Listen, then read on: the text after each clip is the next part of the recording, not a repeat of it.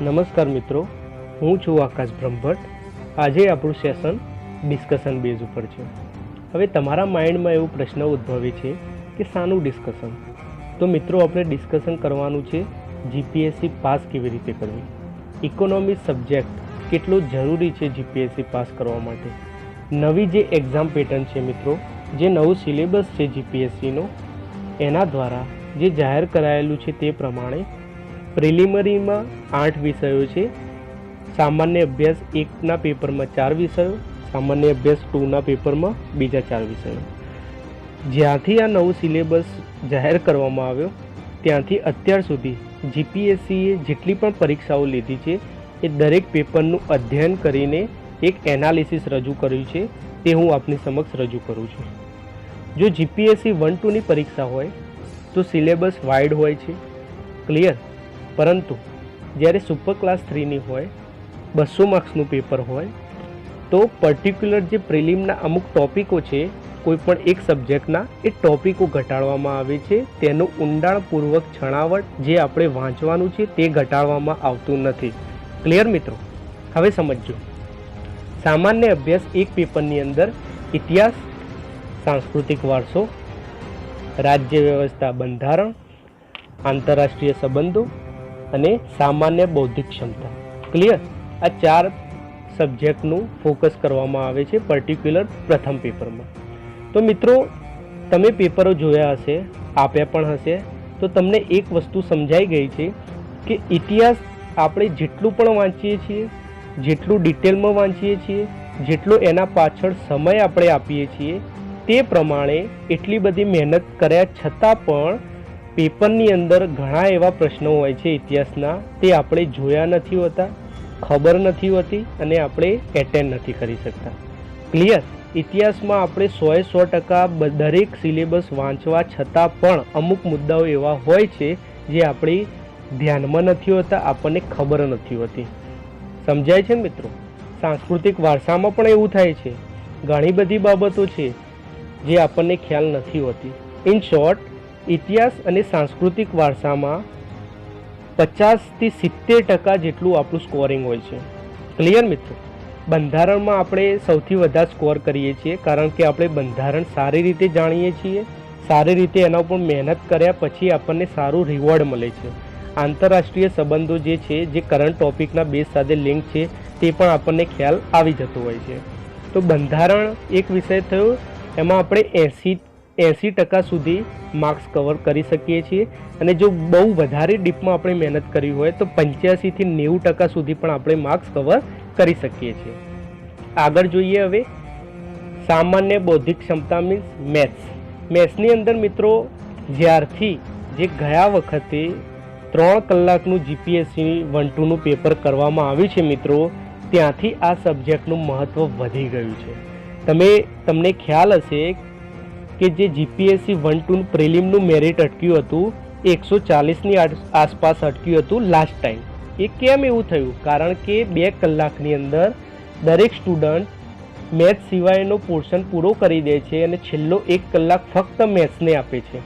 તો સ્વાભાવિક છે મેથ્સ પણ હવે ખૂબ જ ઉપયોગી થઈ ગયું છે. આપણે જો જીપીએસસી પ્રિલિમ પાસ કરવી હશે એ માટે મેથ્સ ખૂબ જ જરૂરી છે.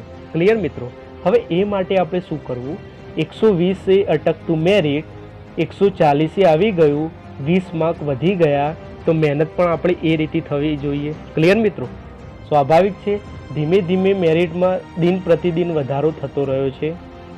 કુલ 400 માર્ક્સની અંદરથી એપ્રોક્સ 150 માર્ક્સ આપણે લાવવા ખૂબ જ જરૂરી છે. તો તે માટે શું કરવું? આ વાત કરી આપણે પ્રથમ પેપરની. બીજું પેપર આવશે તો મિત્રો, મેન ઇમ્પોર્ટન્ટ પોઈન્ટ આવશે, જે સબ્જેક્ટ આવશે તે છે ભારતીય અર્થતંત્ર અને આયોજન. હવે આ જે સબ્જેક્ટ છે મિત્રો, એનો સિલેબસ તમે જુઓ અને અગાઉ આપણે જે વાત કરી ઇતિહાસ અને સાંસ્કૃતિક વારસાનો સિલેબસ છે.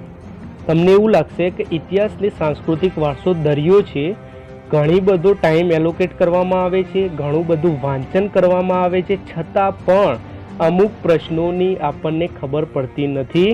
ઘણી વખત તો એવું થાય છે કે 70% સુધી ઇતિહાસના પ્રશ્નો આપણે હેન્ડલ કરી શકતા નથી, ફક્ત 63% આવડે છે. હવે આ જે ગેપ આવી એ ગેપ ક્યાંક તો આપણે પૂરવી પડશે મિત્રો. તો સૌથી પહેલાં આપણું ફોકસ શાના ઉપર હોવું જોઈએ કે કયા સબ્જેક્ટમાંથી આપણે મેક્સિમમ માર્ક્સ કવર કરવા. બરાબર, જે કંઈ આપણે વાંચીએ છીએ એ 100% આપણને ખ્યાલ આવી જાય, સમજી જાય અને આપણે પેપરમાં જોઈએ તો એટેન્ડ કરી શકીએ. હવે તમને એવું થતું હશે કે અમે પણ ભારતીય અર્થતંત્રને આયોજન વાંચીએ છીએ, અર્થવ્યવસ્થા વાંચીએ છીએ, ઘણી બધી બુકો વાંચીએ છીએ. બરાબર છે, પણ તમે જે બુકો જે રીતે વાંચો છો એ વસ્તુ ખોટી છે. કારણ કે તમે જ્યારે આન્સર કી આવે છે એ ટાઈમે તમે જ્યારે સરખાવો છો જવાબો, ત્યારે અર્થતંત્રની અંદર તમે માર્ક્સ કવર કરી શકતા નથી. બરાબર, અને ઘણા વિદ્યાર્થીઓ એવા છે કે આ સબ્જેક્ટને ઓપ્શનલમાં કાઢી દે છે. મિત્રો એક વસ્તુ સમજજો, જો આ સબ્જેક્ટને તમે ઓપ્શનલમાં કાઢ્યો તો તમે પણ ઓપ્શનલમાં નીકળી જશો. પ્રિલિમ જ તમે પાસ નહીં કરી શકો, આગળ જવાની તો વાત જ દૂરની છે. ક્લિયર? તો હવે તે માટે શું કરવું? એક વસ્તુ સમજો, જે ભારતીય અર્થતંત્રને આયોજન, જે ઇન્ડિયન ઇકોનોમી છે એ વન ટાઈમ ઇન્વેસ્ટમેન્ટ છે. ક્લિયર? હવે આ one time investment means what? તમને જે પણ ચલાવવામાં આવે છે, જે પણ રજૂ કરવામાં આવે છે તેનું એક સારો ચોપડો બનાવો, નોટપેન લઈને બેસી જાઓ અને એના ઉપર ઇન્વેસ્ટ કરો. કારણ કે તમે જ્યારે બુક વાંચો છો ત્યારે તમે જે રીતે વાંચો છો એ તમે લોંગ ટાઈમ સુધી યાદ રાખી શકતા નથી. કારણ કે એમાં સારી રીતે એક્સપ્લેનેશન નહીં હોય. પર્ટિક્યુલર ટોપિક ઉપર ચર્ચા તો કરશે પરંતુ એક્સપ્લેનેશન નહીં હોય. અને ઇકોનોમિક સબ્જેક્ટ, ઇતિહાસ અથવા સાંસ્કૃતિક વારસો કે ભૂગોળ આગળ આપણે વાત કરીશું, એ રીતે ફક્ત વાંચવાથી યાદ નહીં રહે. તમે ગમે તેટલું વાંચશો છતાં પણ જ્યારે પરીક્ષા હોલમાં તમે બેઠા હશો અને ઇકોનોમીનો પ્રશ્ન જોશો તો તમને એવું લાગશે કે આ પ્રશ્ન શું છે, કંઈક નવું છે, આવું તો ક્યાંય અમે જોયું જ નથી. એનું કારણ શું મિત્રો? તમે સારી રીતે એ બાબતને સમજ્યા નથી. કારણ કે ઇકોનોમિક સબ્જેક્ટ વાંચવાનો છે જ નહીં, હું માનતો જ નથી. તમે મારા 4 લેક્ચર જોયા હશે, તેમાં પણ તમે જોયું હશે કે પર્ટિક્યુલર એક ટોપિક, એક લીટી હું ચર્ચા કરતો હોઈશ તો એનું એક્સપ્લેનેશન ઘણું બધું હશે. 5 થી 7 મિનિટ એનું એક્સપ્લેન કરવામાં જતું હશે. એક લીટી પણ કેટલું બધું જણાવે છે તે આપણે સમજવાની જરૂર છે. તો સમજો મિત્રો, વન ટાઈમ ઇન્વેસ્ટમેન્ટ કરો, સ્માર્ટ વર્ક કરો અને સારી રીતે ઓછા ટાઈમમાં એક નોટ પેન લઈને એનો રેકોર્ડ બનાવી દો, જેનાથી રિવિઝન કરવામાં પણ સરળતા રહે.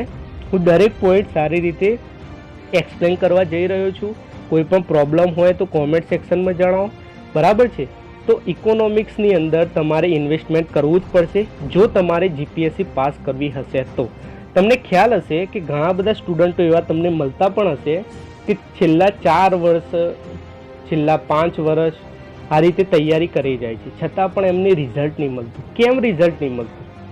બરાબર, પર્ટિક્યુલર એક સબ્જેક્ટ ઉપર મહેનત કરીએ છીએ, 2 સબ્જેક્ટ ઉપર મહેનત કરીએ છીએ. મને બંધારણ ગમે છે તો બંધારણ આખું ગોખી મારું, દરેક માર્ક્સ બંધારણના લઈ લો. બરાબર છે, પણ આપણે બુક નથી લખવાની. ક્લિયર? આપણે પીએચડી નથી કરવાની કોઈ પણ સબ્જેક્ટ ઉપર. આપણે દરેક સબ્જેક્ટને એવી રીતે માન આપવાનું છે કે આપણે પાસ થઈ જઈએ એટલીસ્ટ. બરાબર, અને ઓફિસર બની જઈએ, આટલું જ આપણે કરવાનું છે. તો એ માટે સ્માર્ટ કેવી રીતે વર્ક કરાય? અને નંબર 2 કે જ્યારે પણ પરીક્ષાની ડેટ જાહેર થશે ત્યારથી લઈને ખૂબ જ ઝડપથી પછી તમે ફટાફટ વાંચવાની તૈયારી કરી દો છો. આખું સિલેબસ ઝડપી 2-3 મહિનામાં, 3 મહિનાની અંદર વાંચી લેવાનું. બરાબર, તો મિત્રો આ રીતે પાસ થવાશે?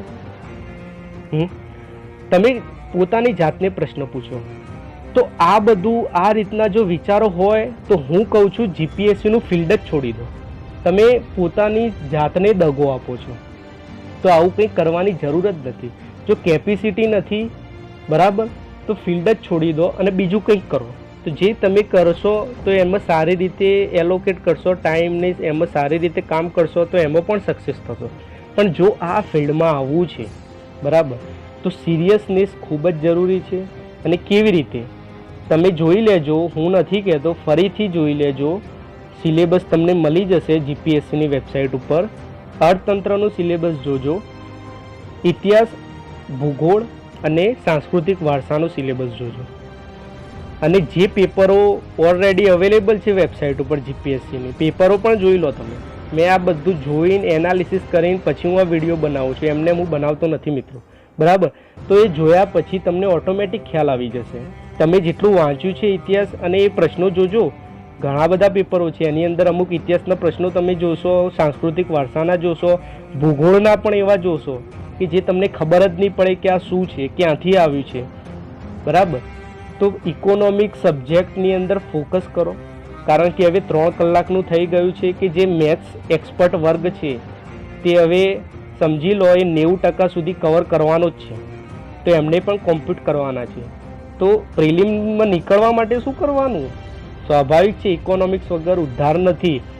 અને હું તમને ગેરંટી આપું છું, આપણે સિરીઝ એવી રીતે બનાવીએ છીએ, હું દરેક વસ્તુ એનાલિસિસ કરીને બનાવું છું.